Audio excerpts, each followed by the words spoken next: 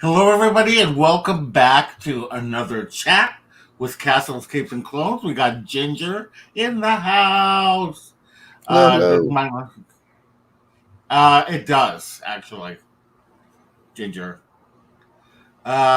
So what was I saying? Oh yes, we're here with another chat with Castles, Capes, and Clones.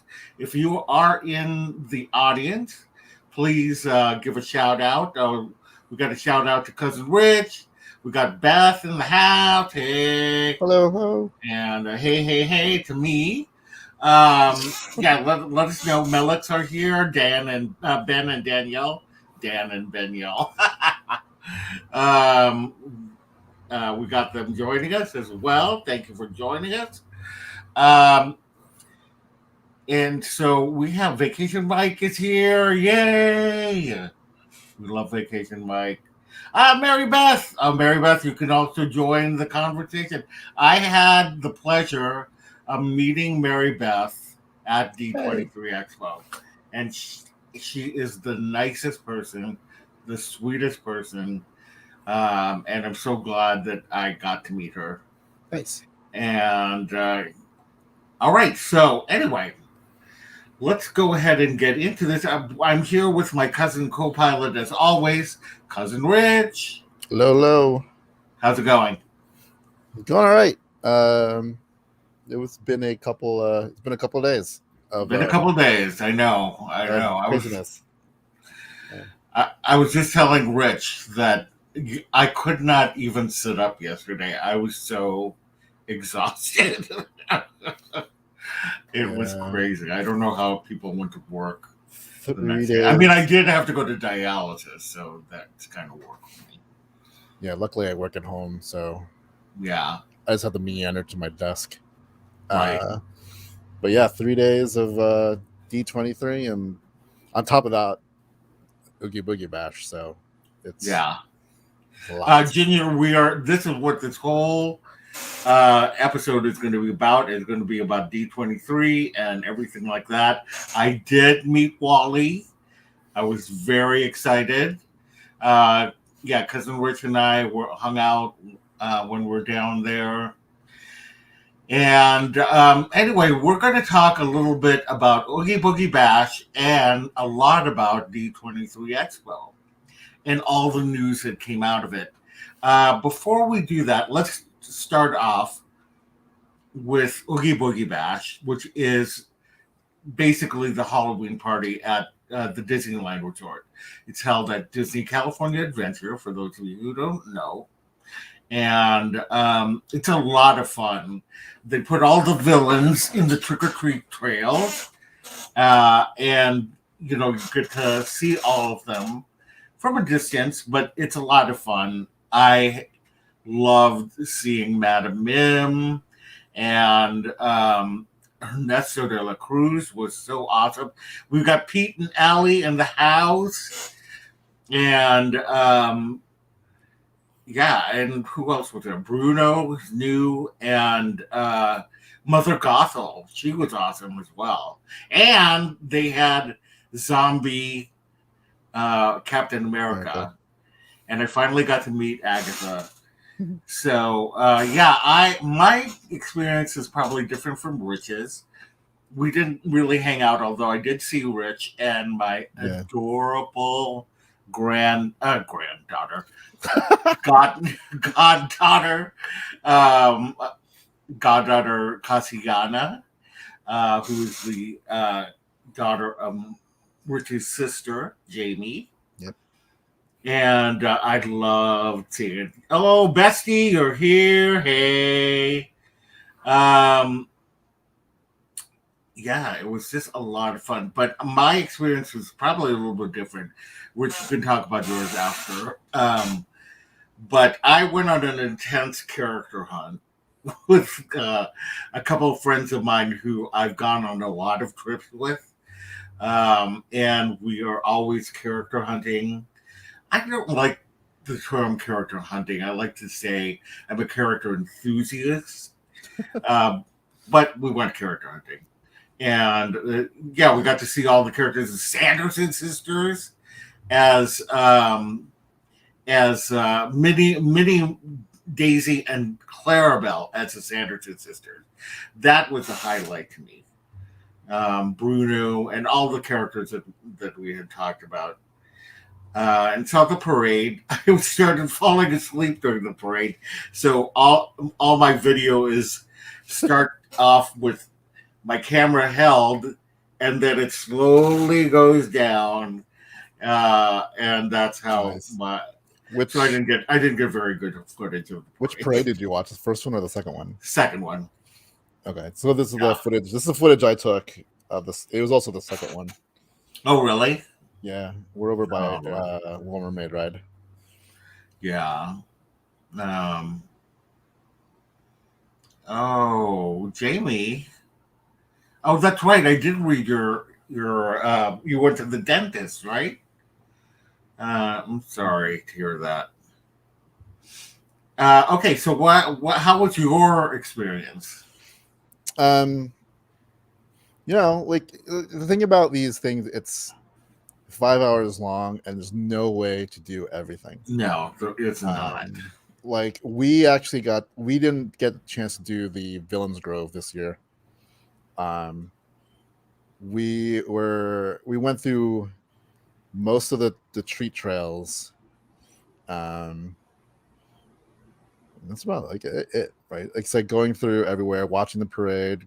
We did the like the kids dance party thing, because our niece loves that stuff. Yeah.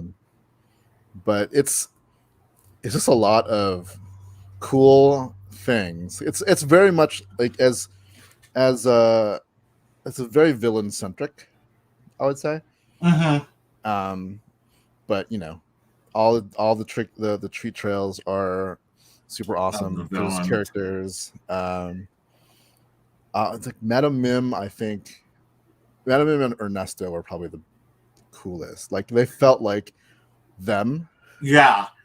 I was at first kind of like, they're making Madame Mim a face character, like not with the big mask, um, which is people call fur characters. The face character, at first I was kind of worried about it, but she did such a good job. Yeah. That, I mean, it was amazing. Yeah. We got some more people in the house really quickly. I just wanted to say hi to Laura and Ryan and Meg. Hello. So, but yeah, I think the cast, whoever was playing Madame Mim, did like an excellent job. yeah. Like, it's like one of those ones like, oh, that's cool. They don't have her. But when you actually see her and when she interacts, she was amazing. So, all in all, I love like this. My favorite after hours event. I agree because they put a lot into it. So, yeah. I have a lot of candy. A lot. I know. I just like throw it in my basket. And then I didn't realize, I'm going to have to pull this all out of my basket.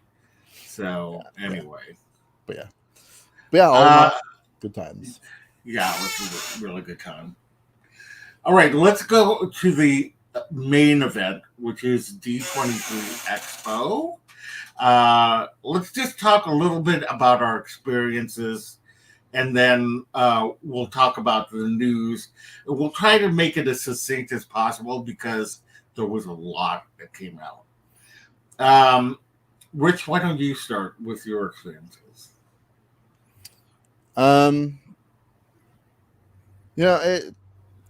Like any convention, it's just a lot of walking. It's a lot of lines. Yeah, and D23 tends to be the most line centric thing, even though this is the first year they're using virtual queues, which was an interesting experience because we still had to get in lines. Yeah, it was like this weird thing. Like it incorporates the Disney apps ability to do virtual queues. So it's the same system they use for when Rise of Resistance came out and when Web Slingers came out. Mm-hmm. The weird part is that you had to start in the D23 Expo app, takes you to a website, asks you if you want to access the queue through the app or the website. So you choose app, and then it takes you to the app, and from there you join the queue. So it's almost a little convoluted. But Yeah, yeah, it it is. like we entered a bunch of them, and then you basically instead of having to line up like when the convention opens and you're there for hours, it Mm-hmm. gives you a time to line up. But Yeah, there's still a line. I mean, yeah. what's hilarious, but also at the same time, like, can you imagine going to those stores and there wasn't a virtual queue? Mm-hmm. Like that would be all you're doing all day is just waiting in like a super long line, and That probably, but like, because I know why they cap lines and stuff because there's a fire hazard if there's too many people lined up, and they have right. nowhere to queue after a certain point. Yeah. So I mean, I it's guess I guess in that sense, the virtual queues worked because it did keep the lines down, even though they were long. yeah. So there's good and bad to those things, Yeah. but uh, it's fun. I think I don't know. This year seemed very sparse on things, Mm-hmm. Yeah. but I kind of want to talk about that once we start getting into the news Okay. about why I think that is. Okay. But all in all, I enjoy these things. Mm-hmm. I like spectacle. So Yeah, me too. Um, I just wanted to say hi to Karen. Karen has joined us as well. Thank you for joining us. And if Andy's there, a big hello to Andy. Uh, Mary Beth said it didn't work on Friday for Mickey's of Glendale. That is, yeah, exactly. They started letting people in before the virtual queue started. And that was not fair. And we thought that's the way it was going to be for the rest of the weekend. So we didn't even try on Saturday for Mickey's of Glendale. And it was just I was so sad because I wanted the rescuer spins. Um, that would have meant a lot to me. So I don't know. They're going for like hundreds of dollars right now on the secondary market. But yeah, that is the entrance to the convention hall, and then it gets overwhelming after you get into the place. There's just so much stuff, so much eye candy, and every year I still get overwhelmed by when I enter, but it is so fun. yeah, I really had, a good time. I really needed to go. I've gone every year since 2009, and Mary Beth, Mary Beth had the best of luck in everything. So her daughter, I just wanted to just say, Mickey's of Glendale. They had the virtual queue. They really messed it up, but they had line two, and by the time they got there weren't any pins. But then they had line one on both Saturday, and now I'm hearing Sunday, and I'm like, man, how did you get that luck? So yeah, it was good. I didn't get anything at Amazon. I didn't even know you could win anything at Amazon. Darn it. you could win stuff at So, Amazon. huh? You could win stuff at Amazon. Yeah, she said, yeah, Mary Beth is asking, what did you win at Amazon? Hmm. I have no idea. All I know about the Amazon is like there was always a long line for it, so I didn't really get to. Oh, okay. Maybe that was it. It's like, Send it. because I was always in the line for something. And my friend Kristen, her Instagram handle is always in the queue, and I told her that's what my name should be. Always in the queue. Yeah. But yeah, I had an incredible time. I was so tired when I got back home. I literally could not sit up yesterday. Like, that was a crazy part. Yeah, they had a giant Lego socks, Ben and Daniel. Everyone won something substantial. Really, we won Funko Pops. Our friends won games. Darn it! I should have Wow, that. that's cool. I know. You can't. It's like Boogie Boogie Bash. It's just like sometimes you just can't do everything. Yeah. And that's the crazy part. So anyway, okay, let's go on to the news. Um, so 2023 is going to be 100 years of Disney, and they showcase the new logo and everything like that.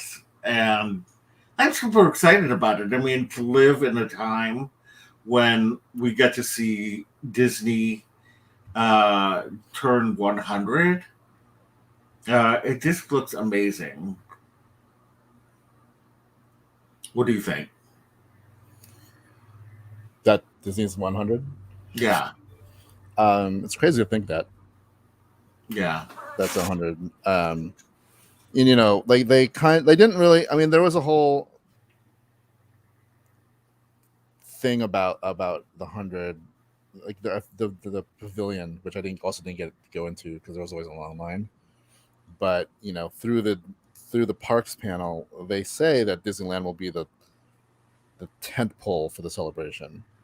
So I'm curious to see what that means. Yeah. Yeah, like because like Disney World's been celebrating the 50th for a year, so I wonder how. And there's a lot of stuff going on over there, so I wonder if that's gonna be the same thing here, where there's a lot of stuff going on. I don't know. Laura, what they're doing is they're doing a Disney Plus show with Duffy and Friends. So that was the big news that they had. I hope that they come to U.S. parks after that, but I don't know. I think it depends on if that show. Yeah, I think because I always said if they did a Disney before Disney Plus, if they did a Disney Junior show, then kids would flock to the characters, and they want all the merchandise and all that. So, I think so. All right, so we're going to talk about Disney, like some of the Disney parks news. We'll start with Disneyland, and I'll just say what is going on there, and then we'll have a little discussion. So, Jon Favreau came out and introduced the Mandalorian and Grogu, who are going to do a meet and greet. And the Grogu is, I think, like he's a puppet or an animatronic. Yeah, but he's coming in November. I don't know if it November to Disneyland alone or like because Boba Fett and Fennec Shand are only at Disneyland. It's Disneyland alone. Okay, so it's Disneyland alone. I wonder it why. It seems to me that they're keeping the Galaxy's Edge in Batuu East the way it is because of the Star Cruiser. Because the storyline of the Star Cruiser, when you disembark, it's in a certain era, right? Right. Whereas Disneyland, we don't have that constraint. I see. And if you map out where the characters are in Batuu West here, the sequel characters are separated a bit from the Mandalorian era.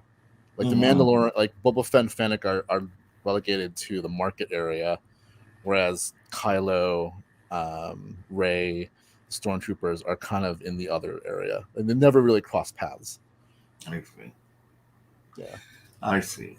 Though Beth said, Mando is coming, I need to go out and get arrested for trying to kidnap him, but it'll be worth it. Okay, so let's go down this again. I'm sorry. I meant to just have the discussion afterward. But Toontown, so Mickey's Runaway Railway is coming to Disneyland, and we got to see some of the Toontown and how it's going to be there from now on. And they are doing a modified version, so it's not going to be a carbon copy of the Florida version. So if you want to ride a different ride, you can come to uh, Disneyland, and I'll get to see the original when I go to Florida. So Donald's Boathouse is still there, and so is Goofy's Playhouse right next to it. And that's really all that they highlighted from there. And then in New Orleans Square, they're bringing Kiana's Bayou Adventure. That'll be the overlay of Splash Mountain. And Tiana's throwing party, and she needs an ingredient. And that's what the whole thing will be about.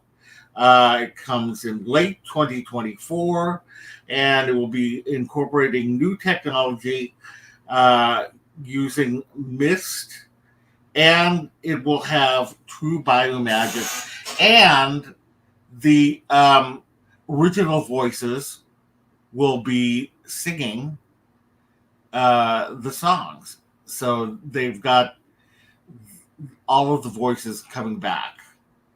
And then Magic Happens returns. That's super exciting because that only played maybe for a week before COVID, and I never got to see it. And then there's going to be a new nighttime spectacular, Wondrous Journeys, and that's going to be the fireworks show. And I hope that it's good. That's all I'm going to say. That's all I'm going to say. So, any news from Disneyland that really stuck out? I mean, obviously, I'm looking forward to Mickey's Runaway Railway and the transformation of Toontown. Mm-hmm.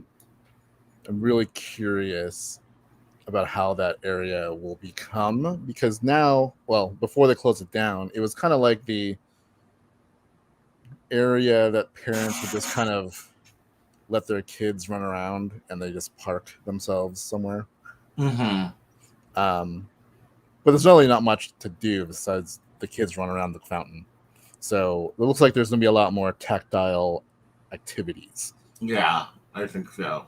Right. And having never been on the Florida version of Mickey's Runaway Railway, it'd be interesting to see what the differences are between the two. Mm-hmm. Yeah. For Tiana, I don't really go on Splash Mountain a lot, only because as I've gotten older, I don't like getting wet in the parks. Yeah. But I'm curious to see what things they add to it.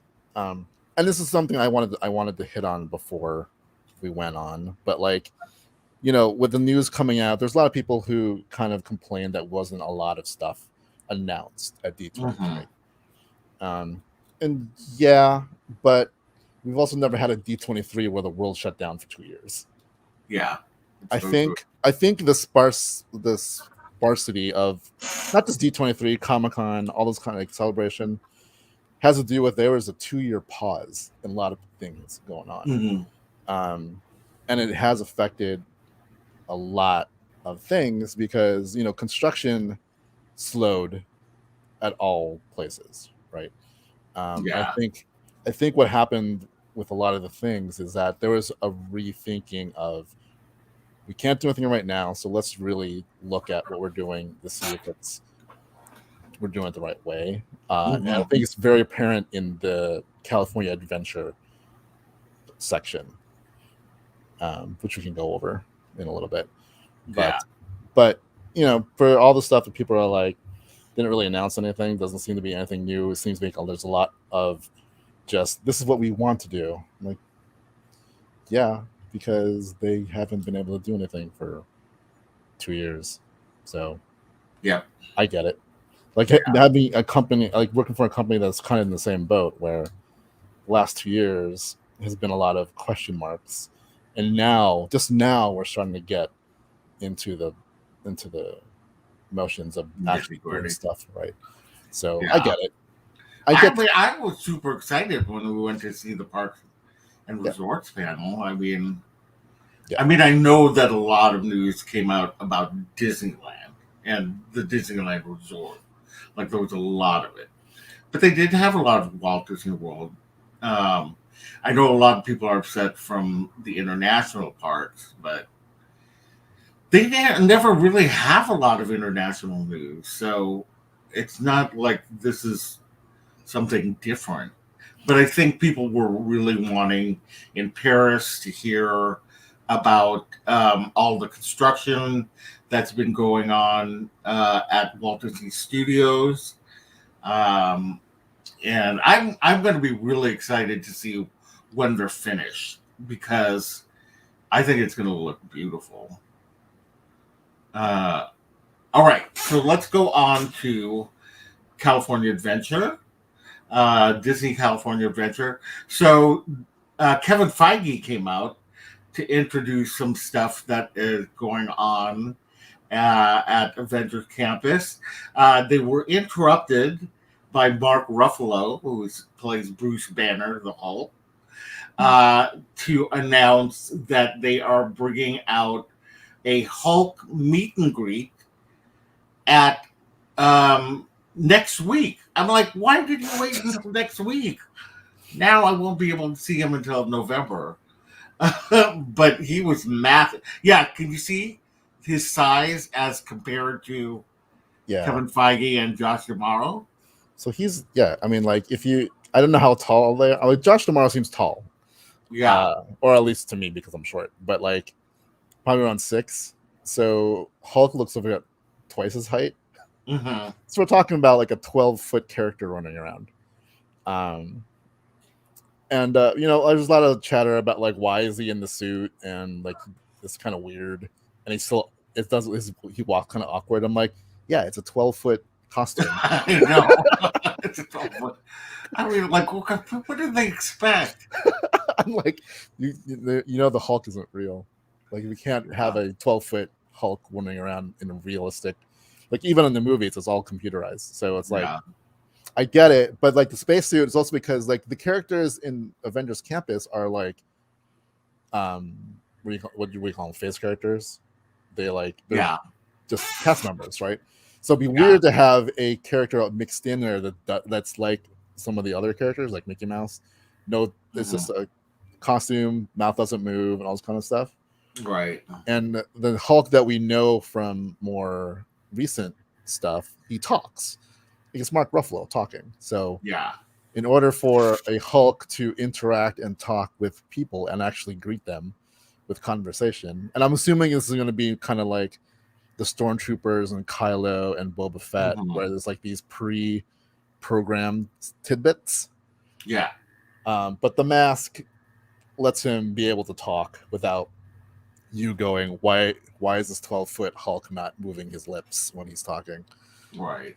So, I mean, I remember when we were there, we were remarking about how in the Parks Pavilion they were showcasing, the things to make these characters, and I was like, yeah, they announced this like 2 years ago or 3 years ago, and they didn't seem like they've gotten very far.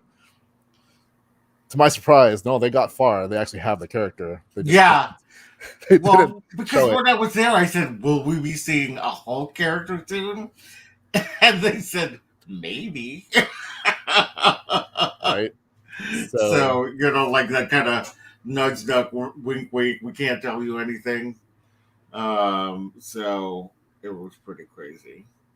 Yeah, like, and this is the first one.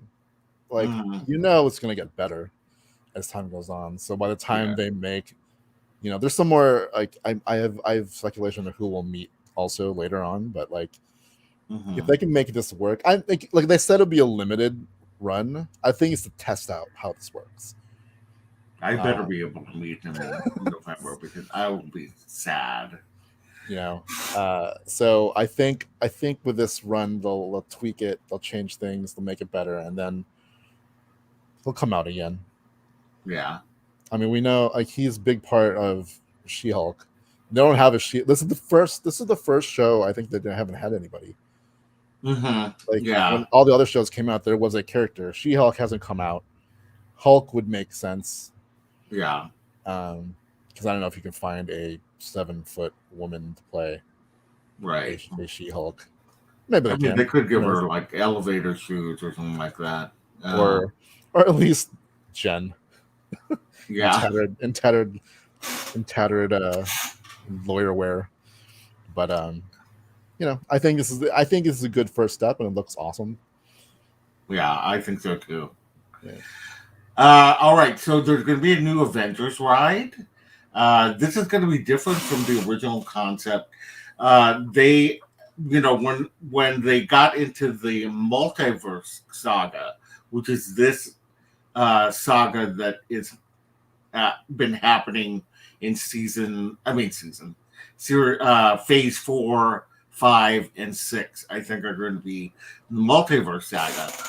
They decided to do it as a multiversal thing, and there's going to be heroes and villains from different eras and different dimensions, different universes, and they are all going to be fighting in the middle there King Thanos, who has a beard. Yeah, it's very cool. And then we also got news that Pacific Wharf at California Adventure, it's just like a charming little, if you've been to Monterey or some of the coastal cities in California, a little bit like that. But it just had restaurants, and it's kind of like a place you pass through if you're not eating. They are going to make that into San Francisco from Big Hero 6. We'll be able to meet Baymax there. There'll be food and shopping. Now, that's going to be interesting where they're going to put shopping, because there's not a lot of areas unless they close down the bakery. Which, in the concept art, it's there. Like, if you zoom, bakery, I've seen the zoom in. It's like called the Lucky Cat Cafe, or something like that. Oh, so maybe that's Aunt Cass's restaurant. So, yeah, I don't know. I mean, I think they can take out Rita's in the middle there. Yeah. Move over more seating in that area, kind of push off another side so that there's a Baymax meet and greet. But yeah. I would think maybe it's going to be like carts, merchandise carts and kiosks. Mm-hmm. Kind of like a... Oh, okay. You know what I mean? Because then they're taking out something. They're going to take out the Boudin's bread factory. And then take out Ghirardelli. And then they're going to take out... You know what I mean? Yeah, I know. They could take out some of the backstage area. So that it could be that. I don't know. I'm excited for whatever is coming. Yeah, I'm excited because it adds like the eye line of that area is really kind of cool. But then you add like the Golden Gate / Asian-y looking. Yeah, that's gonna be cool. I don't know what you call those things on bridges. Yeah, I'm sure it has a name, but those things. Yeah, I think that's gonna look really cool. I hope you can see like a little bit, but I remember the scene in Big Hero 6 with all the the kite looking thingies. Yeah, that would be cool. I hope they can incorporate more of those because there's like a lot of those in Yeah, that scene. I would love that. I'm really excited for this area because even though it's just going to be simple, there's not going to be any attractions. Just the fact that they're dressing it up, and kind of shutting down the original concept of, this being like a California adventure. um, that it's going to be more, just fitting in more IPs. I'm all for it. Yeah. And then the other thing that they are bringing to uh, Disney California Adventure is the new nighttime spectacular World of Color 1, which I don't quite understand why it's one when it's not the first. Yeah, I don't. Unless they meant WON. Oh, maybe, I don't know. Yeah, it says one. I'm pretty sure it's ONE, but who knows? I feel like one. There's a lot of like other IPs and other companies and all of a sudden like one is like one Disney, a synergy term. Yeah, you know what I mean? So, whatever. But I'm excited to see a new. I like World of Color. Oh, maybe it is because look, they've got Iron Man in there. Is that Iron Man, right? That's Iron Man, right? Mirabelle. Is Iron Man here? Isn't that him in the? Who's that in the? In the left, you got. Who is that? I can't even see now. But isn't that Iron Man down there? It's Milan. It's Simba, Mirabelle. Oh, Simba. That's Simba. I can't tell. Why do I think? Oh yeah, now I see it. My eyes are really bad. Raya, I think. I can't tell who. Right next to Mirabelle. Yeah. But then Moana and then Soul. So it's very cool. I like the IPs that they've chosen. So that seems really cool. Okay. And then we've got Pixar Place Hotel. It used to be the Paradise Pier Hotel, but then Paradise Pier used to be what Pixar Pier is now. And they've been transforming it. They're going to be transforming it even more. I'm not exactly sure how they're going to do that, but Pixar Place is a new hotel. And, a lot of people thought it was just going to be Toy Story, but it is going to be all of Pixar. So that's exciting. Paradise Pier Hotel was the economy hotel, even though it's still like hundreds of dollars a night. But compared to Disneyland and California, compared to Grand California, oh my god, which is like $600 a night.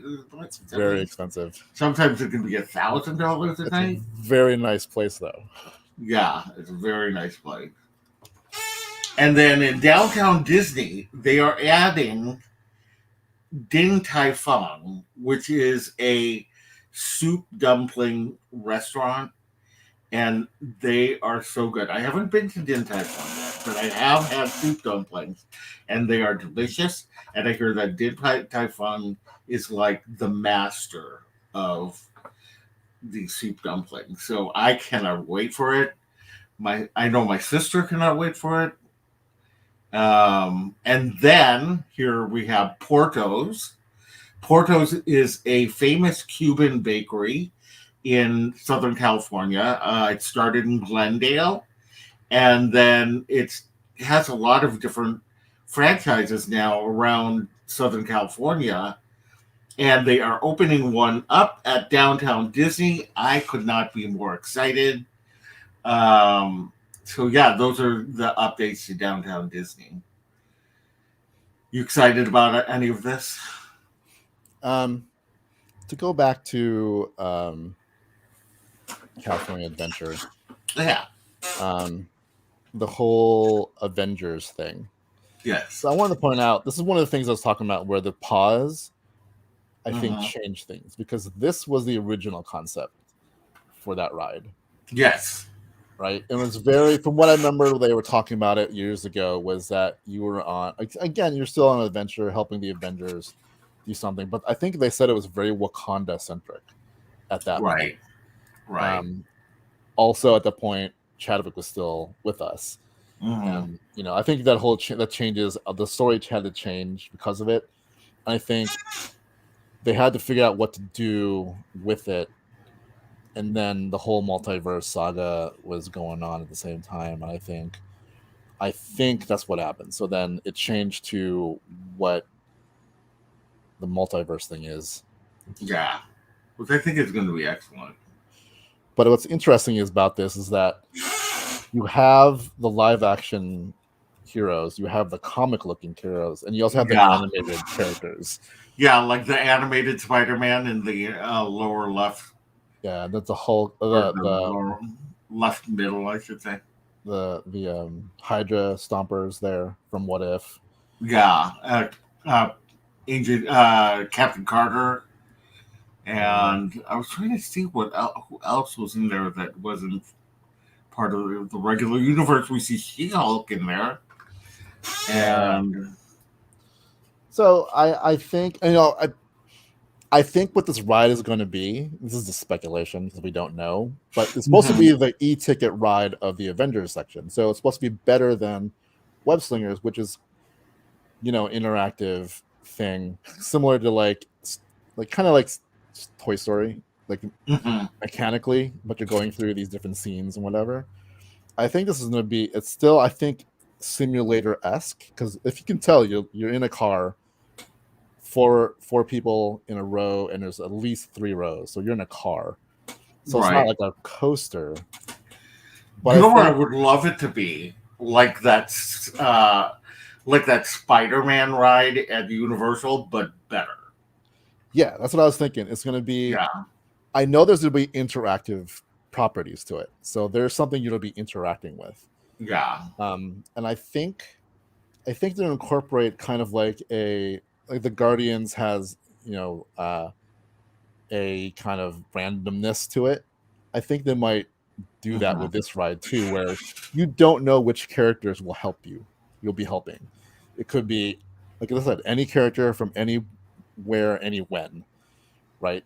And it's giving you like just a hodgepodge of every single character. Each time you go, there might be a different set of characters from. I mean, that would be awesome if they could do that. Yeah. So, like if they could randomize everything, that would be awesome. Just to catch up here, Ginger has to leave us. Bye, Ginger. Thanks for stopping by. There. Yeah. And Meg wants to go to Motel 6, Disney Hotel. We do have a Motel 6 at near Disneyland, and you do not want to stay there. Probably not. And then we stopped. Mary Beth said we stopped at Portos on Thursday as we have breakfast over the weekend. My daughter was running on that amazing cold brew. I can't wait to see the price difference at downtown Disney.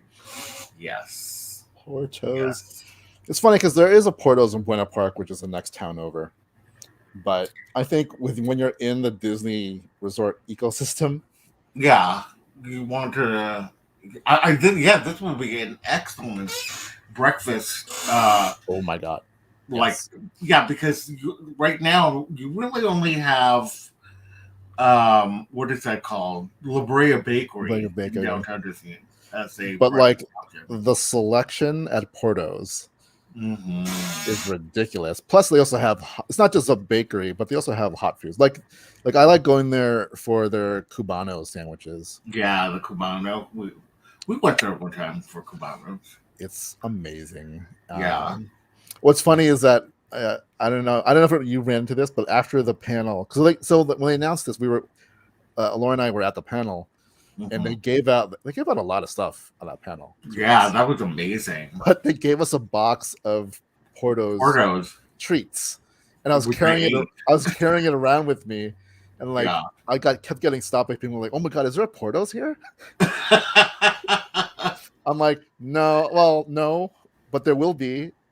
I had to Yes. explain, like, no, they announced at the parks panel that Portos is coming to downtown Disney, but yeah, and they gave everyone these things, but yeah, the like is a small taste of what they have there, and I'm excited because I mean, like, if you just want to go to Portos and you live in the area, you can probably go to the one in Buena Park, which is the next town over. Yeah. Because going to downtown Disney, you have to park and pay. So, but if you're already in the area, Right. you're visiting If the you're going two. to that other park, then you can go Yeah, to the sure, one in the Winter other Park. park. The But other like, park being not very far. having Din Tai Fung and Portos Oh my in god. downtown Disney, I will actually be awesome. excited about dining at downtown Disney. Yes, because like Yes. Because right Din Tai now, Fung it's not just soup dumpling. It's like a Chinese Asian place, but like mhm. they are famous for their soup dumplings. But it's kind of like They've got uh other dumplings and fried rice and it's like almost like a sort of dim summy place. yeah, dim summy. Love it. I love it. I love it. Yeah, like I last time not last time, but one of the times you recently were here, we met to go eat some soup dumplings at some place near Mhm. my house actually. And Yeah. those ones, you love those ones. Yes. Din Tai Fung is like 10 times better. Yeah, I can imagine. So Yeah. I can't wait. All right, so let's head over to Walt Disney World and some of the news that came out. Epcot, Figment is going to be returning for a meet and greet. Yay! I hope to get to meet him someday. I did meet him when he was a puppet on with Dreamfinder. So Is that how he technically, I was? have met. Because I know they Huh? said he used to be at Epcot. I Yeah, don't. he used to be at Epcot as a puppet, but then also as a bigger um Oh, bigger character, and then they took him out, and I think he's going to be returning. I think he's going to be returning as a bigger character. like using some of that new fangled. Yeah. That's what I was thinking, right? Because one thing, like when there's gonna be a Baymax meet and greet, I wonder if they're gonna do the same also, instead of having, because he's kind of a bigger character Yeah. too, Yeah. I mean, he has appeared, and I've met Baymax. right? But I wonder if they're gonna make him a little bit different for Maybe, for I now. don't know. Maybe they'll put him in armor. I hope not. I like big huggable Baymax. All right, so they also talked when we went into the Imagineering Pavilion. They talked about the Journey of Water, and this is a 16-foot replica of Tafiti as part of one of the features of Journey of Water. It looked amazing as a Little, little sculpture, and to see it in full size, I just can't wait. Like, it just looks amazing. yeah. So I'm yeah, still not sure what that is. I think Like it's just a the big. I Journey of think it's just a Water. big fountain. No, I Like, mean just that oh, the section. whole Like, what area. is the Journey of Water? If it's just, I know, because Epcot's very into like also education. So obviously it's something to do with the water, and like the science and stuff like environmentally. But I wonder what else is going to be there. If that's like it seems like that's the pinnacle of that section. But I wonder Yeah, what else I is have going to no be idea. there. They haven't communicated it very well. But they will. They'll get to it. Okay, so at the Magic Kingdom, get excited, people. Haunted Mansion, Hatbox Ghost is coming. And he's so super cool at Disneyland. I'm kind of sad to share him, but I'm about to say, like, it's one of those things where I'm like, and it's bittersweet because at least we kind of like our haunted mansion. You know, there's differences between the two. Um, like I like the kind of differences, right? Like when I go to Florida, it's a different experience than coming here. And one of the Yeah, things here is that it's like, but we got the Hatbox Ghost. right. We also Uh, have the better pirates and other. It's a small world. And but other, like haunted, I felt like because we had the Hatbox Ghost, yeah, it it was made like it that was different. that was our thing. But now if Florida has it, like what does our haunted mansion have besides the Nothing. outside? I feel like then now haunted mansion over in Florida will have more than Yeah, we do until Christmas. But I have mixed feelings about the haunted mansion Halloween Christmas overlay. yeah. Oh, Lauren, Ryan, thank you so much for coming. Thank you. Okay, so Tron, everybody's been waiting for when it's going to open. It's going to open spring of 2023. That's what they're giving us. No official date, but spring of 2023 is what they're shooting for.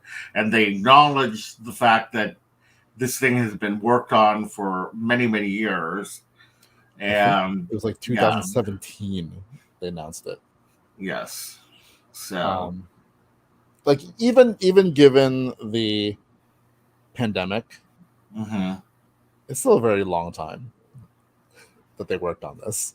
Yeah, I thought it was gonna be sooner than 2023, right. but yeah, I guess do it right. And then they talked a little bit about some of the blue sky stuff that they're doing that I kind of was lost at.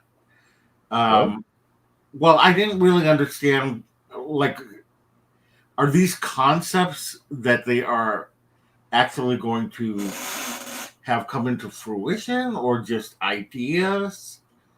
I think it's But somewhere in between. I think yeah, these are they're they're starting the discussions on how to make this happen, and then a lot of things can happen in between now and when they can figure out what it is. But like it's kind of what blue sky is. It's kind of reaching for that, right. right? Yeah, because they talked about going beyond Big Thunder Mountain, like doing something with Big Thunder Mountain.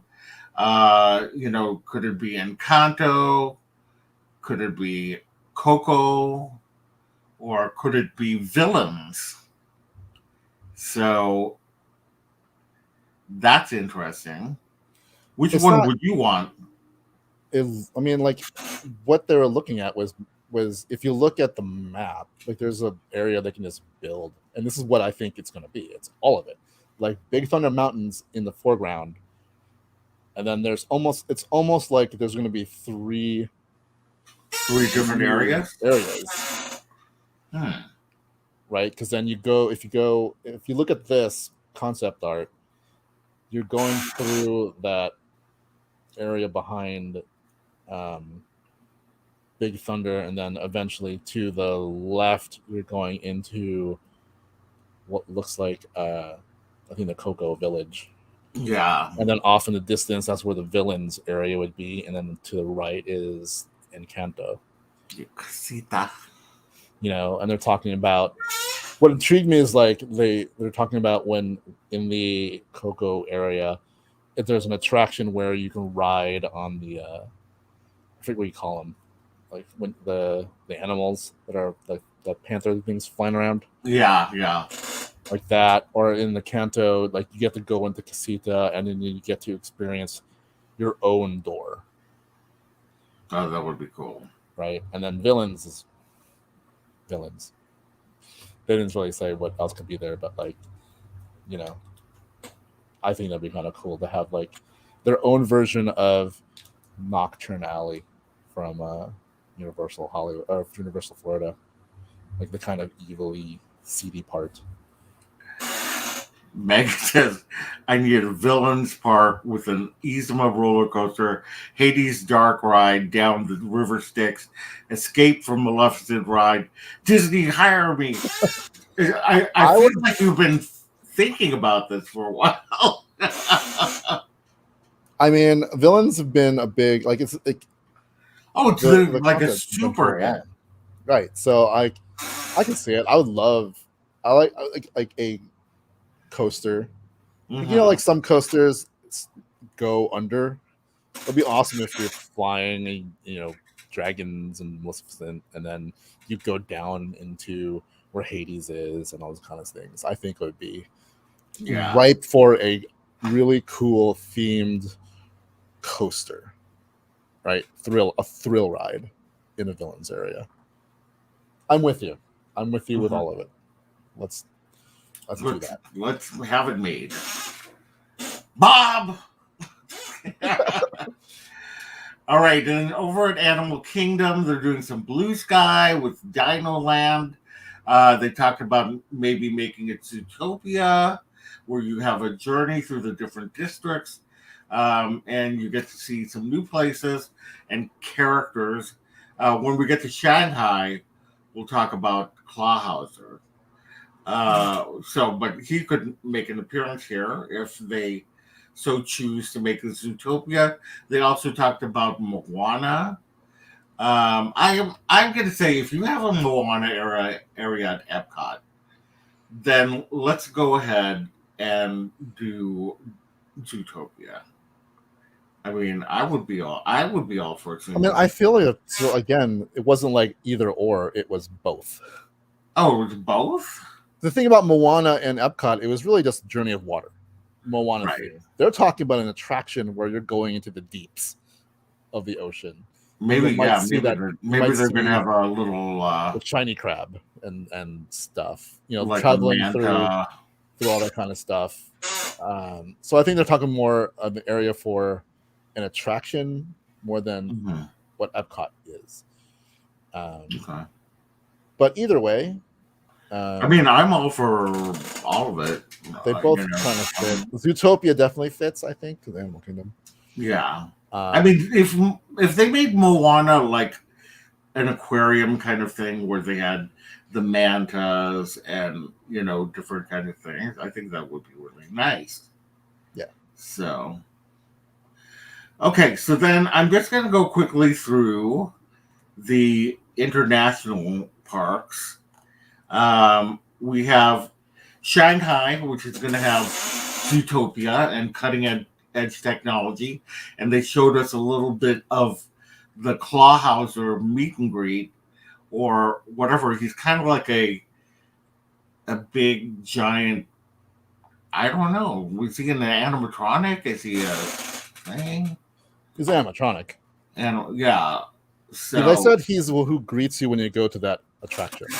Yeah. So whatever they have over at the police station, he's who you'll meet first. So it's not like a meet and greet character. I think it's as part of the attraction itself. Right.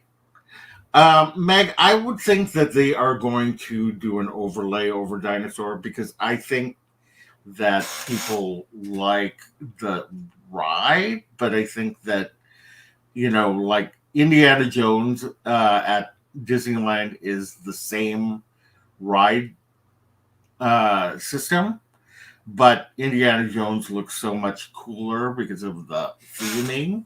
So I think that's probably what they're doing. All right, so Duffy will also be introducing Lena Bell. As we talked about, Mary Beth talked about Lena Bell. And she's like a detective. And I got a little plush keychain of her at the D23 Marketplace. Then Hong Kong Disneyland is going to have a new Walt and Mickey statue. It's very nice. And I like the fact that, they had kind of carbon copied Disneyland on some levels. So I'm kind of glad that they are doing their own thing. They have the World of Frozen, which is going to open late 2023, and it's going to have 2 attractions. One of them will be Oaken's Wandering Sleigh Coaster. And then over in Disneyland Paris, they are also doing another Frozen expansion. It's a Norway-inspired village. It's going to have a new promenade, and they will be having a Tangled ride. And then in Tokyo, Tokyo Disney Sea, we've got a new port of call. It's going to be Fantasy Springs, and it's Peter Pan, Tangled, Frozen. It will include a hotel. It will have a new Elsa animatronic in its Frozen. It looks amazing. And then they are doing a Space Mountain reimagineering starting in 2024 and finishing in 2027. And then, having never been outside of the U.S. parks, yeah, I mean, anything there would always be new to me whenever I eventually, hopefully, go see it. Well, Disney, Tokyo Disney Sea is like the cream of the crops of theme parks. Like, when you go, your mind will be blown when you go there. You've been to Walt Disney World, you've been to Disneyland, but there's nothing. I mean, imagine a whole park that is Cars Land, like that level of detail. That's how amazing it is. So this Fantasy Springs thing, I think, is going to be amazing.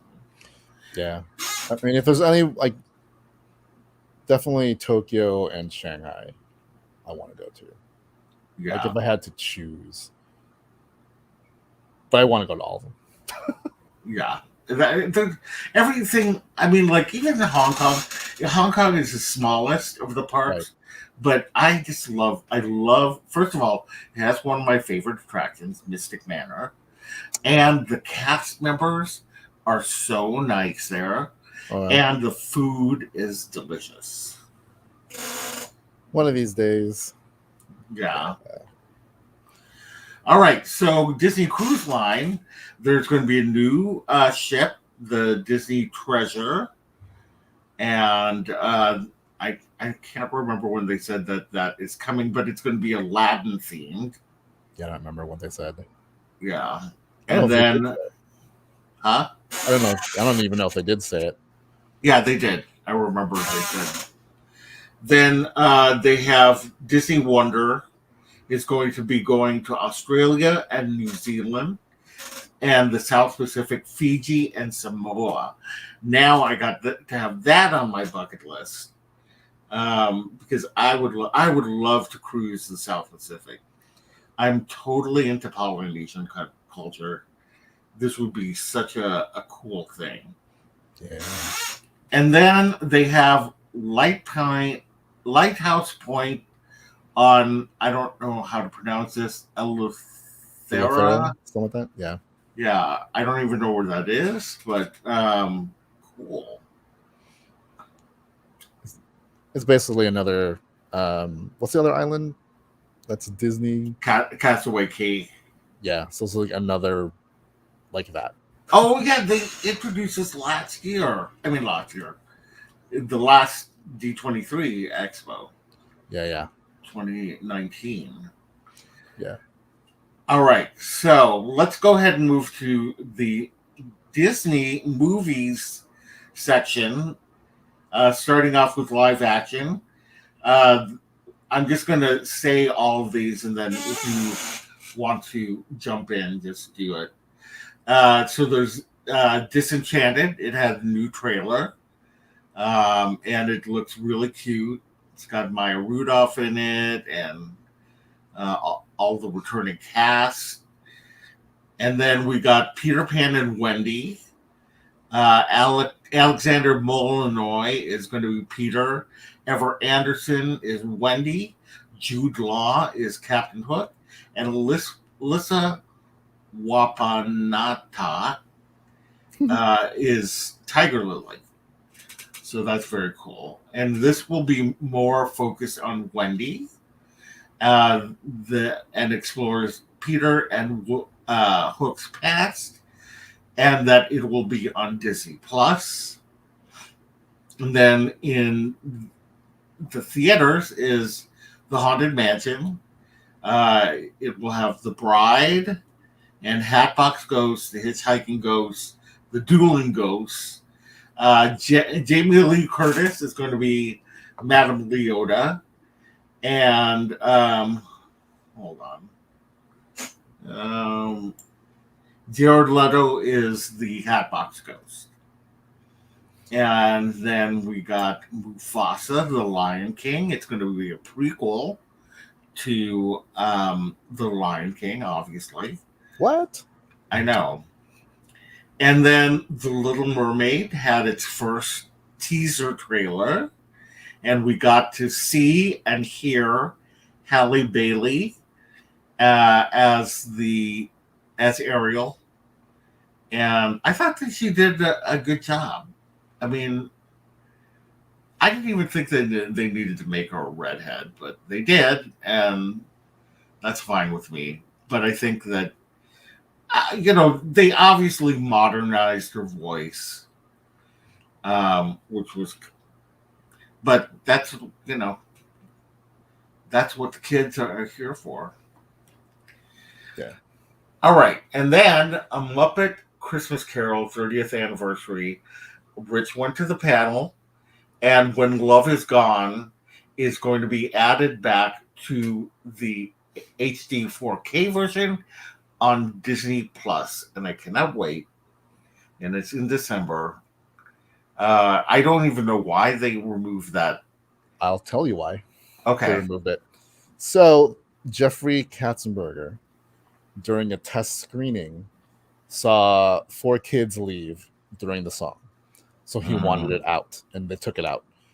Under the agreement that once it goes into home video and whatever, that they can add it back in. And so they did it for video, right? And then when it came time to go digital, they tried to clean it up and whatever, but someone lost the negative. Oh, so no. They never added it back in because they could not find the negative. And it wasn't until recently that they found the next best version of it, and they cleaned that up, and now it's going to be in the Disney Plus version in HD. But yeah, I just want this was probably my favorite panel ever.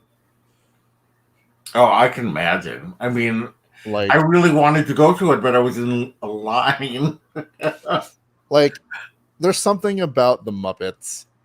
When I saw them perform during last year's holiday party at Disneyland, and they were on the double-decker bus and they performed a whole thing. It's like, I know they're puppets, right? Yeah.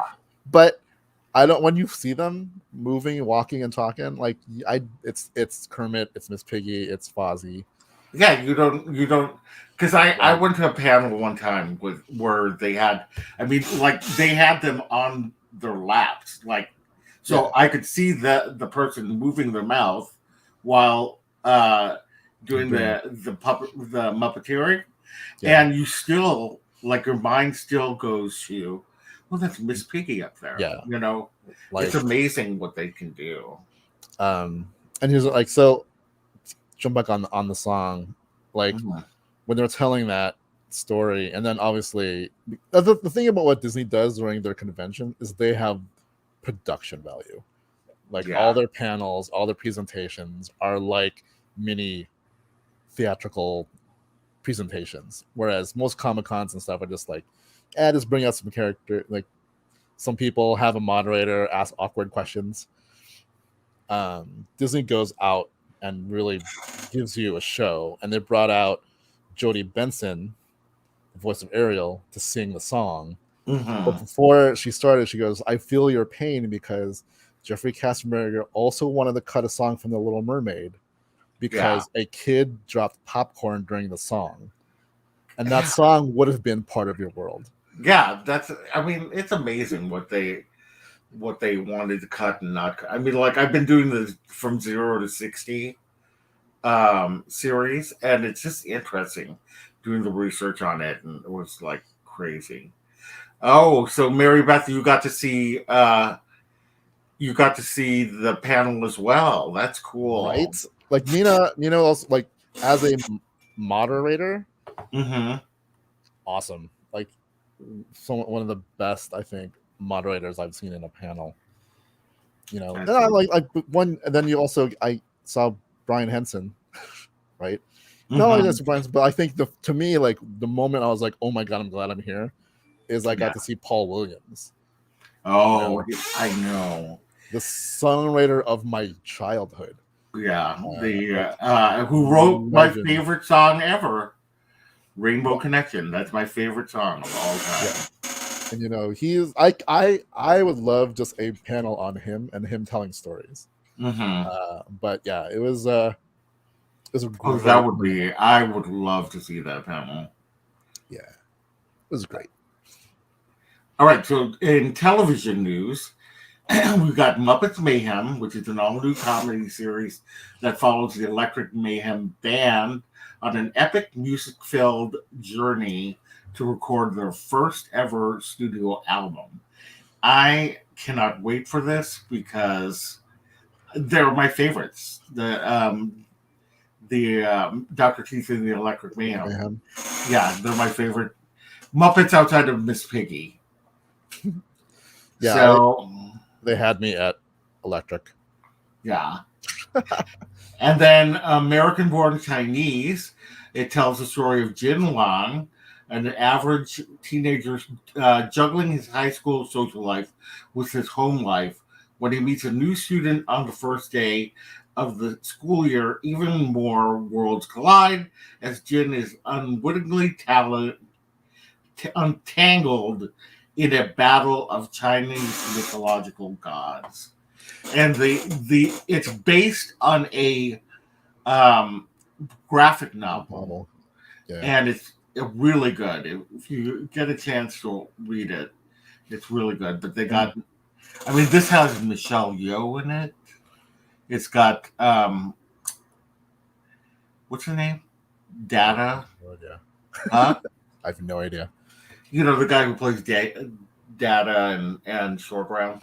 Yeah, I never know how to pronounce his name. Yeah, I can never. Every time I see him, I'm like, it's Data or Short Data. Round. Well, he's going to be in it. I mean, we'll get more into what he's in, but like, I'm glad he came out of his acting retirement. Yeah, because like as a kid, being Asian, it was hard for him to get roles, but he's been in Hollywood, like he was working production and stuff. And he's like done martial arts training for actors. Yeah, it's like crazy. So he's been active, but yeah, he just hasn't been acting until he did. Actually, I think he was in. What is that show? Everything on. Not that movie. Oh. It was the one that takes place in Hawaii, and I can't remember what that one is. But he was in that one first. Then he got really popular in Everything Everywhere All at Once, and then he's been doing a lot of different things. So she saved that conversation when. Wait, we cried at the Disney. At the Christmas party Muppet Trolley. I hope they do it again this year. I'll fly back. She saved that conversation when the old guys got off subject. We could see the monitor. Nina was a pro. Well, that's cool. Yeah. She wrangled. Yeah. Like I said, I think it was Brian Henson, Paul Williams, the voice of Gonzo, David something, and then the costume designer. But I think whenever like Brian and Paul, especially Paul would go into stories. That's why I think like a panel with just him and just him just like telling stories would be amazing. But Yeah, he kept going. You could tell they that's wanted to move awesome. on, but like she handled it pretty well. That's really awesome. Yeah. All right. Then Percy Jackson and the Olympians is coming. They released a trailer for that. And then Growing Up, which explores the challenges, triumphs, and complexities of adolescence through 10 compelling coming of age stories. And I saw a trailer for that. That looks really interesting. And I'm glad that they have quite a diversity of people. Then National Treasure, Edge of History, they did a trailer for that. And then the Santa Clauses, they also released a trailer for that. And those are all available on YouTube, right? For most of them. National Treasure is, Santa Claus is. I didn't. Percy Jackson is. I didn't see one for Growing Up, though it could be there. Yeah. I was curious to what Santa Claus was going to be. Yeah. Because I don't care what anyone says. I actually like all those movies. Oh, I love them. But the one thing I'm glad about is Bernard is back. Yeah. Bernard the elf. Really cool. Because when I saw him in the trailer, I'm like, I'm in. Like, I know I was already in, but I'm like, all right, I'm totally in. Bernard's back. Yeah. Because I love his character. Yeah. He was very dry and funny. All right, so there were unscripted holiday shows. Best in Snow, a festive holiday special hosted by Titus Burgess, who I love, transports artistic teams from around the world to a magical snowy village, Snowdome, for a spirited competition for the title of Best in Snow. Then there is a Pentatonics around the world for the holidays. I love Pentatonics. Can't wait to see that. And the Hip Hop Nutcracker. Run DMC's Rev Run brings us along for a hip hop reimagining of the Nutcracker Ballet set in New York. That actually sounds very interesting. So anyway, any of those interest you? The hip hop one. I love Run DMC. I mean, I'm a child of the '80s, so yeah, I like that one. And I like the hip. I like the also the Pentatonic. I love Pentatonics.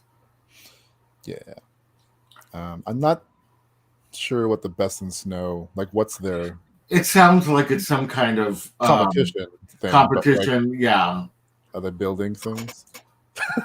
maybe snowmen or snow things. Yeah, probably has to do with snow. Right. All right. So over at Walt Disney Animation, we have Pixar movies coming out on June 16th, 2023. Elemental. It's film journeys alongside an unlikely pair, Ember and Wade, in a city where fire, water, land, and air residents live together. Leah Lewis and Mahmoudou Afi. Yeah, I don't know. They are the leads. Then there is in spring 2024, Elio, Elio is the artistic, creative, and an avid indoorsman who finds it hard to fit in. Meanwhile, mom Olga, who runs a top secret military project, is working to decode a strange signal from outer space. But it's Elio who makes contact, gets beamed into space, and is subsequently mistaken for an intergalactic ambassador for Earth. Now that sounds like an interesting concept. I was like, when I heard this concept, I was like, oh my god, it's another one that I don't get it, but it always works out. Like, Up was that movie with the, I feel like a lot of the ones you like are always like that. Yeah, Inside Out, Luca. I didn't quite know what to think of it. Luca is one of my favorites now. So there's that. And then Inside Out 2 is being released in summer of 2024. Riley is a new teenager, and we will be seeing new emotions. And I cannot wait to see that. That is going to be, Inside Out it kind of ties with Up for my favorite, Pixar film, and then Luca, and then Coco, and then probably The Incredibles. So, and then onward. I could go on and on. But I'm really excited about that. I cannot wait. Yeah, the only thing I know is that Amy Poehler is back. I don't know if I'm assuming the other main emotions are back. I would imagine. That they would. I think they always like to have all of the leads back. So to do a project. So I think that they would definitely, if they got Holly Hunter back and Craig T. Nelson for Incredibles 2, then they can definitely get Amy Poehler et al. back. I mean, if this is coming out in 2024, it's possible they've already recorded the audio, or at least the initial audio. Yeah. All right. So over at Walt Disney Animation Studios, Strange World is coming November 23rd, and they already had released a trailer for that. And then they announced a new film for fall of 2023. Really, this year? Well, this year's 2022, so a year. Yeah. Oh, yeah. I'm sorry. Because I was looking at November 23rd, and I was thinking 2023. So I was like, how are they going to... Okay, so that makes sense now. But it sets in Rosa's the Kingdom of Wishes, where wishes can literally come true. It centers on 17-year-old Asha, played by the fabulous Ariana DeBose, who makes an impassioned plea to the stars, which is answered by a cosmic force, a little ball of boundless energy called Star. Together, they must face the most formidable of foes to save her community and prove that when the will of one courageous human connects with the magic of the stars, wondrous things can happen. And we happen to be, you can see Rich over there. We happen to be there when they announced the new film in this little area here. You can do the photo op with Asha, and I think the goat's name is Valentino, and he's voiced by, guess who? Alan Tudyk. The what's his name? The one that's always in the Pixar films. John Ratzenberger. Yeah, he's the John Ratzenberger of Walt Disney Animation Studios, which I'm all for. Yeah.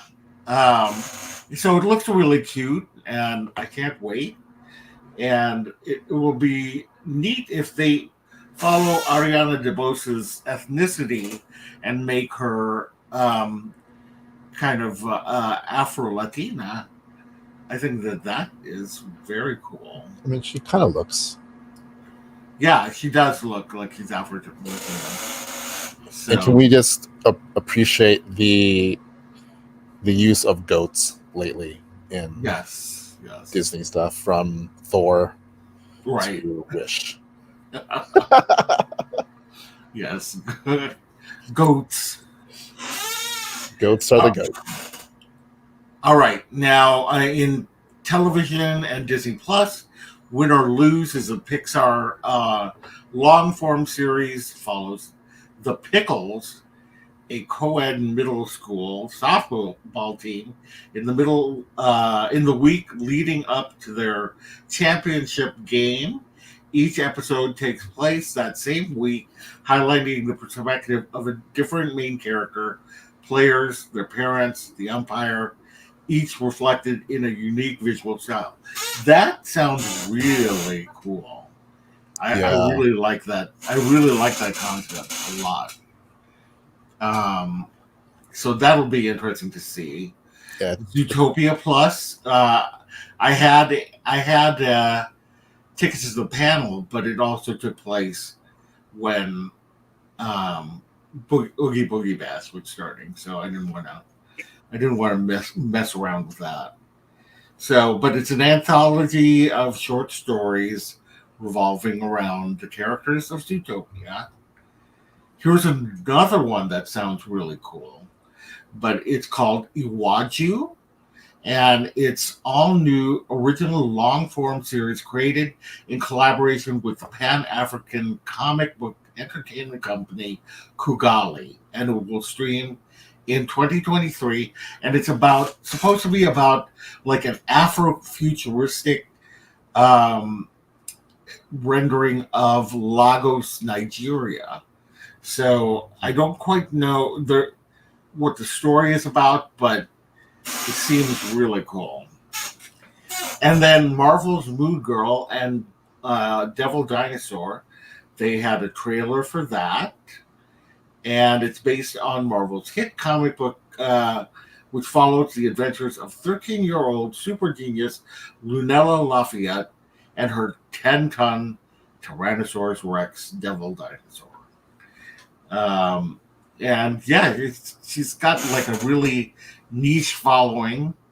And I'm glad that they're doing it as like animation for kids. Yeah. I think that'll be really cool.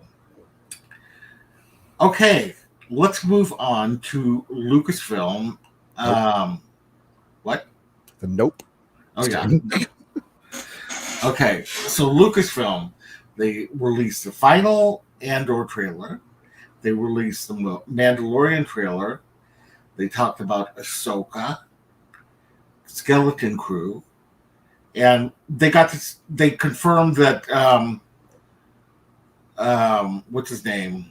Oh my God, what's his name? It's in Skeleton Crew, right? Not Jude Law. Is it Jude Law? Jude Law's on it. Okay, Jude Law. And then Tales of the Jedi trailer, they released that. Bad Batch 2023. And Star Wars Young Jedi Adventures. So there's a lot coming from Lucasfilm in the Star Wars arena. And Willow, they released a trailer for Willow, a new trailer. And we got to see the costumes for Willow, which were really cool. And we got to see costumes from Indiana Jones. And I'm super excited about it. I was telling Rich that I was super excited that Lucasfilm is going now beyond Star Wars. I mean, like, yes, Willow and Indiana Jones are things that they've done in the past, but, they're opening up their franchises. And I think that that's really awesome. Harrison Ford also said that this was going to be his last Indiana Jones. So it'll be interesting to see who they have taking over for him. Is it going to be they will? Phoebe Waller-Bridges? Wait, do you think this is the last Indiana Jones film? Like, are they going to move into the territory where Indiana Jones becomes James Bond and Batman, where the person playing Indiana Jones changes, or are they going to take a character and continue? Well, that's a good question because I don't know. I mean, I love Phoebe Waller-Bridges, and I have to see her in this, but I don't know if she could like be the new Indiana Jones. You know what I mean? Maybe I'm totally wrong, and she's like excellent. But I'll just have to do that. I'll just have to see it in my own eyes. And look at this. It is Harrison Ford and Short Round together again for the first time. Oh yeah, this picture I had to include this picture because that made me so happy. That picture. Yeah, like I wish he was in it. I mean, Wouldn't maybe he that, is, wouldn't that be awesome if you were? but yeah. I mean, like when this comes out and we know what happens, it is. But I feel like Indiana Jones is a character in a specific time period, Mm-hmm. and I think carrying on with another character just means keep getting closer to modern time. Yeah. And I think the magic of what Indiana Jones is it's during a time where there's like the technology isn't where everything's all connected and all this kind of thing. So I think there's a lot of stories to tell in his life, kind of like similar to the young Indiana Jones. Yeah. So if you think about it, technically, there have been 4 people who played Indiana Jones. Right? Mm-hmm. So I wouldn't be averse to casting someone younger and having earlier adventures. Yeah. But Mary Beth was saying that she hopes they revisit young Indiana Jones. Yeah, like teenage, or like young, like his like really first adventures. Where Yeah, I mean that would be really cool. Because then like it's almost like I wish they would do more solo movies or something. Mm-hmm. Because I liked Alden Ehrenreich. Yeah, I thought he was. I think there's a lot of things you can do with Indiana Jones, even though it's not going to be Harrison. I think if you go back far enough where it's a younger Indy, it's a little bit more viable that someone's recast when it's not like same age as Raiders Indy. So if you go, like River Phoenix age, like a little bit older than River Phoenix when he played him, or whatever, how old he was supposed to be then. Right. But yeah. Okay. So let's go to the Marvel news. What you put down? I can do this all day. Was that from something? Yeah, that's how they started the panel. Oh yes, the Rogers, the musical from Hawkeye. I wish I was there to see it. Oh my god, I'm still pushing that they put this in the Hyperion. I know. I mean, wouldn't it be awesome if they completed the musical and put it in there? I mean, they don't even have to complete the musical. This number. Or yeah, I mean they could, but I think they would have it. They've done it on TV. They've done it on a live stage. So at least this number is there. Can you imagine if they did it as a flash mob? Oh my god, that'd be amazing. I mean, that would be awesome if they did it as a flash mob. But anyway, moving on, we have Wakanda Forever, and they showed footage. Queen of Wakanda, Ramonda, was before the UN. Countries were complaining about their power, concerns that about security now that the king, T'Challa, is dead. U.S. forces tried to raid an outreach station. The Dora Milaje in disguise fights him off. And in the UN, the Queen brings in the American soldiers and says, if you try to invade, good luck. Yeah, we saw, if you watch a trailer, the one they released during Comic-Con, like you can see a part where these soldiers are attacking some kind of station or whatever. Oh, yeah. Right? And so it's an extension of that scene where they think they're getting vibranium, but it was like a trap. And then they open this vault, and it's the Dora Milaje. Yeah. And, the Dora Milaje will wipe like the Earth with those Normal. guys. And then I still. I can't wait to see this scene where like the UN is like, because they're yelling at the Queen and whatever. They still really don't understand, and then she's just like, yeah, and then she literally just signals for the Dora Milaje to bring in the captured U.S. soldiers. First of all, Angela Bassett is a queen. Yes. Like her performance as Ramonda is amazing. So I just can't wait for this movie, and we're gonna have Namor. Yeah, I mean, like that is crazy. I mean, like it's so crazy to be in a world where people know who the Dora Milaje are, and I just think that it's just such an incredible thing. Yeah. So anyway, they also had Ironheart, Anthony Ramos. For those of you who know Hamilton, he is original cast member of Hamilton. And he is playing the Hood, and it's going to be about magic versus technology. We see Ironheart, the girl who plays Ironheart, or the young woman, I should say, not girl, young woman who plays Ironheart, talking to Shuri in the Black Panther Wakanda Forever trailer. Mm-hmm. And so she's going to have some kind of connection to Wakanda. Then we have Ant-Man and the Wasp: Quantumania. There was new footage. Although I don't know what the new footage. Do you know what the new footage entailed? I think there was like more extended scenes from what they showed at Comic-Con, but I still haven't seen that either, so I don't know what was shown exactly. And then they had Werewolf by Night. They finally, this was like the worst kept secret, because everybody knew about it, but they hadn't talked about it. And they had this Werewolf by Night trailer. It's going to be released on October 7th on Disney Plus, right? Yep. And oh my God, it is so dark and cool looking, like something that Marvel hasn't done before. And I'm loving it. Like, I feel like all of the series have had different tones and different whatever to it. Like She-Hulk is definitely much more comedic than anything else. But look, I mean, like, it's crazy. And Man-Thing is in it.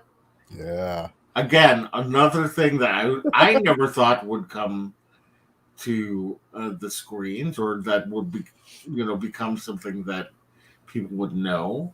So yeah, it's very crazy. Yeah, they're saying like it's gonna be scarier than you think, because it's Marvel, but it's like it still has a heart to it. So I'm really looking forward to seeing what that means. Yeah, and it looks like and they said the director came out, I think, on saying it's like, when it comes out, don't adjust your televisions. It is in black and white. Yeah. Oh, it's Michael. Bye, Meg. Sorry, Michael Giacchino, the composer of so many things. Yes, he's the director. He's the director. So yeah, I'm looking forward to this. This is one of those things where, back a couple years ago when Hulu, I think, was doing like when they did the MODOK animated show, and there's a couple more that never came out, but Kevin Smith was approached, and he ended up was supposed to be doing Howard the Duck, but one of the ideas he threw out there was Werewolf by Night. Wow. And they're like, no, you can't touch that. He's like, oh, okay, which meant they already had this idea for a while. Wow. Because they're like, because he asked them, what characters can I use, and he wanted to use Werewolf by Night. Yeah. They're like, nope, don't touch it. So yeah, this was in the works. Wow. For a while. But I like the fact that like the trailer looks like one of those old 80s specials, and then it looks like an old timey. Yeah. I really like the way that they did that trailer. Yeah. All right, Secret Invasion. They also released a trailer to that. Rhodey from Iron Man, knew about the Skrulls for 15 years, and that would be around the time that Don Cheadle took over the character. And then Armor Wars takes place right after Secret Invasion, so which would make sense. They had Loki season 2, and again going back to Short Round. The guy who played Short Round, I feel horrible that I cannot remember his name, but the guy who played Short Round in Indiana Jones that we saw earlier, he is going to be having a pivotal role. Like he's some kind of manager or something of in the TVA, the Time Variance Authority. Right. So yeah, apparently it's a pivotal role, and that's awesome. They have confirmed Matt Shakman for the director of Fantastic Four. A lot of people have complained that they should have also released the cast, but if they just released, or who the director is, I mean, he would have to have some say in the casting, I would imagine. Yeah, it's one of those things where people are just like I don't understand how production works, and I think it's because of Multiverse of Madness, and they already had a Reed Richards. But I don't think they're gonna go with it. I think they're gonna get a different set of actors to play this. Yeah. All right. Echo. Kingpin has bandages over his eyes, just like in the comic books. And Maya fights the tracksuit, tracksuit gang, mafia, the tracksuit mafia. That's what it's called, which is who she led in Hawkeye. And then Daredevil production starts next year, and they showed footage of She-Hulk with the Daredevil in it. With the Daredevil in, not the Daredevil. Oh, Mary Beth, I'm sorry I missed you. Good night, and thank you for joining us. Right. And then Captain America, New World Order. Taurus is going to be the new Falcon, which is, I think, what they're doing from the comic book. It will be interesting to see if he's like the character in the comic book, who is actually has like bird features. But Isaiah Bradley will be back, and the leader who was in the Incredible Hulk movie, he is going to be in this movie, probably maybe as the villain, who knows. And then they had the lineup for Thunderbolt, and we've got Valentina, who was who Julia Louis-Dreyfus has played in both Black Widow and Hawkeye. And then Red Guardian, who was in Black Widow, Ghost, who was in Ant-Man and the Wasp, Yelena, who was in Black Widow and Hawkeye, U.S. Agent, who was in Falcon and the Winter Soldier, Taskmaster, who was in Black Widow, and Winter Soldier, we all know. So that's going to be the lineup. Thunderbolts is kind of like the Suicide Squad of the Marvel Universe, where you've got people who have questionable pasts working for the government. The difference is when they first came out, they were disguised as heroes. Yes. It wasn't until later that revealed to be actually villains. And I think what's interesting about this lineup is the absence of Zemo. Yeah. Who was a big part of the origin of the Thunderbolts. Right. I think he's in it, but I don't know why they wouldn't announce him. It's always meant to mean there's something going on with that. But yeah. I feel like he would need to be in this. Yeah, maybe he will be. Who knows? And then they showed a trailer for the Marvels. Now I don't quite understand. It says Kamala is greater than Monica. No, no, Monica. no, no, no, no, no, no, no, no, no. Oh. So in the trailer, which was only behind closed, like you had to be at the panel. So at the end of Ms. Marvel, spoiler alert, Kamala switches places with Captain Marvel. Yes. Where Kamala ends up is where Monica is at the time. Okay. And then Monica is shot to wherever Captain Marvel was at the time. So that's what's happened. Oh, okay. So that's what. And then Captain Marvel was where like his place was. Yeah. Okay, so that's crazy and interesting. Yes. I can't wait. I wish that they would release this trailer. Why is it that everybody else got to see it, not me? We didn't get picked. I didn't get picked for anything. God, I have the worst luck with those RSPs and virtual queues and whatever. I have the worst luck. So, anyway.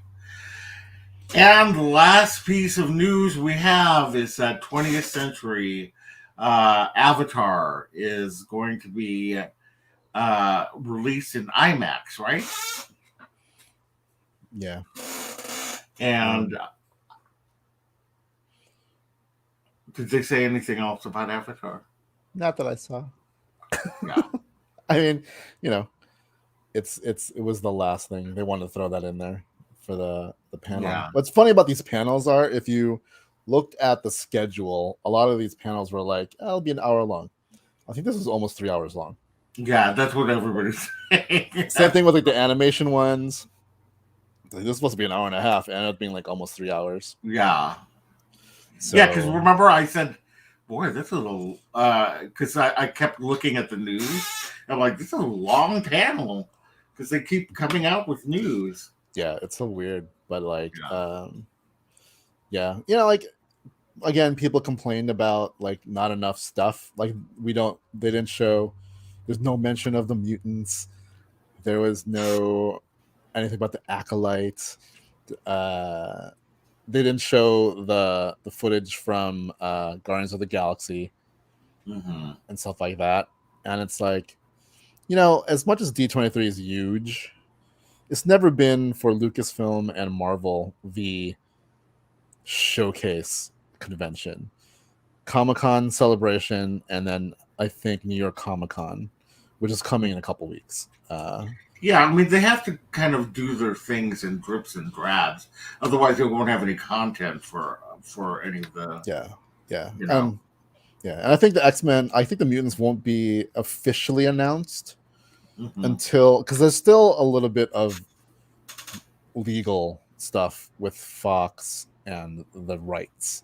I think they have to wait for it to actually run out, which should be soon, which is why they're kind of placing hints here and there, but they can't outright say we are coming out with a X-Men movie until all that kind of thing is cleared.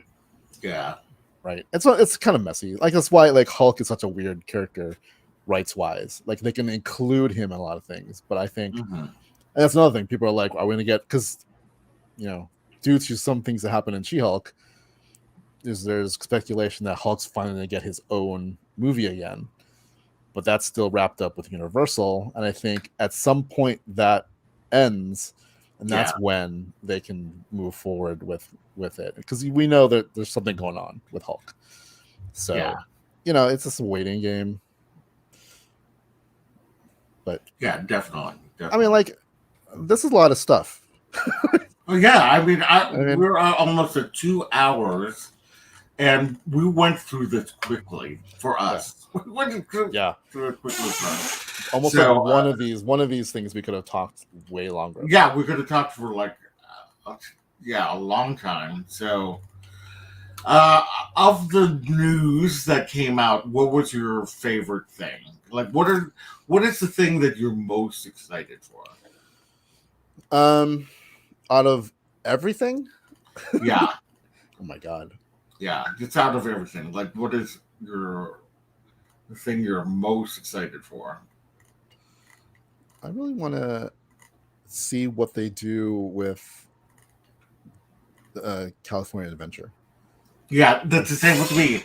I like just the Avenger, like what's going on in Avengers, Avengers Campus and San Francisco, San like Francisco. that, and even World of Color 1. I really want to know what the story is going to be and all of that. Yeah. So I'm super excited about the Disney California Adventure stuff. So yeah, I mean, like it's going to be the Disneyland DCA stuff because that's where I am, right? yeah, So Mandalorian will be there just in time for my birthday. nice. And then I'm looking forward to Toontown, but I think out of I think it's because I knew Mandalorian's coming. I knew Toontown is coming. We already knew about Tiana's. I did not know about Pacific Wharf and their plan on changing that look. And I love Big Hero 6. I love the Me look too. of San Francisco. Yeah. So I can't wait to see that realized. Yeah, that and what's coming to downtown Disney are my two things. It'd be nice. Yeah. All right. Well, that about wraps it up. We're just short of 2 hours. I apologize to anybody who's still here, and I don't blame you if you've gone to bed. Yeah, I know that it's getting late on the East Coast. But anyway, if you had a good time and you aren't already, we would love it if you would subscribe to our channel. 64% are not subscribed to our channel. So you just hit that red button. It's free, easy, and it's quick. Then hit the bell for notifications and do like this post, as it really does help us out. And with that, I say we will see you later. Bye. Yep. Catch y'all on the flip side.